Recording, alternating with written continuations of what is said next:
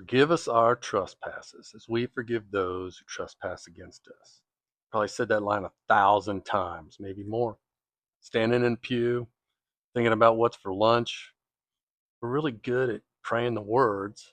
We're still working on meaning them.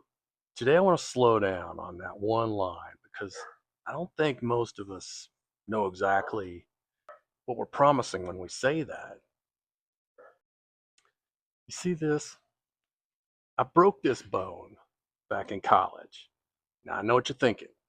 Karate chop, right? Well, not exactly. Let's just say basketball foul. The doctor said it was displaced by 2 millimeters. I could just let it heal that way, or they could do surgery if I wanted it lined up perfectly. Well, naturally, I opted for the easier road. What's 2 millimeters anyway? You wrapped it, let it heal, and it did, technically. But 35 years later, I can still feel that little notch in my hand. On cold mornings, I can feel that too. And after all this time, it's still not perfect, and it never will be. Why am I telling you this? Forgive those who trespass against us. Maybe you forgave somebody, and it was real, but it healed crooked, and it never quite felt right again. Here's the thing nobody tells you. Forgiveness is a decision. Healing is a process. And a lot of us are treating those like the same finish line, and they are not. They're two different roads, both need walking. You can forgive somebody with your whole heart and still have that bone that aches when the weather turns. Okay? It doesn't mean you failed at forgiving. Might mean the bone just needs to be reset. And that takes prayer, good confession, maybe a counselor, maybe time. Look, not saying this is easy. Holding a grudge is like a subscription you forget to cancel. You don't even use that thing anymore. You just keep getting charged for it every time their name comes up. But here's why I wanted to talk about the Our Father specifically, not just forgiveness in general. Right after Jesus taught us that prayer, he stopped and circled back to one line, just one. He said, if you forgive others their trespasses, your Father will forgive you. If you don't forgive others, neither will your Father forgive you. That's not a nice sentiment. That's a condition. Every time you pray that prayer, you're not just asking God for mercy. You're telling him how much mercy you're willing to hand out yourself.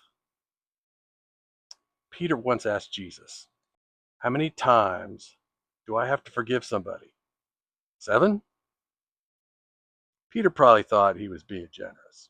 Jesus said, not 7 times, 70 times 7.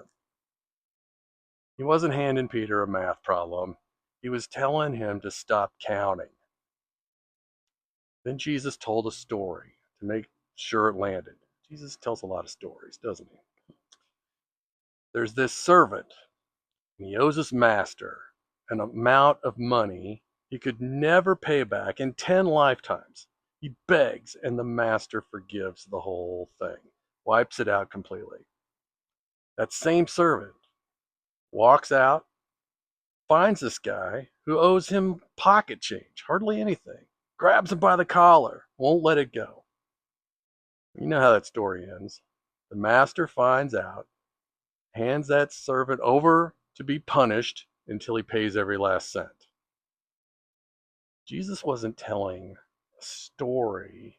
He was describing what unforgiveness does to a person. It doesn't just hurt the other guy, it locks you in a room with your own resentment, throws away the key. Notice Jesus didn't say forgive people in general. He said forgive your brother. I don't know if you watched The Chosen or not. There's always this animosity between Peter and Matthew. Peter could not forgive Matthew for the things he had done as a tax collector. Jesus hands down that forgiveness teaching. And the disciples wrestle with that for a full episode. Finally, Peter realizes he's got to do it. He hugs Matthew. He forgives him. Matthew's in tears. Heck, I'm in tears. We're crying out loud. It was a beautiful moment in that series. Let me ask you, who's your Matthew? Maybe it's time you stop dancing around this resentment that you've harbored for so long. Just be done with it. Now, I want to be real careful here because I think this is where a lot of us get stuck and give up. Forgiving somebody doesn't mean forgetting what happened. Your memory's not a switch that you can flip. God never asked you to forget. Doesn't mean trusting them again automatically.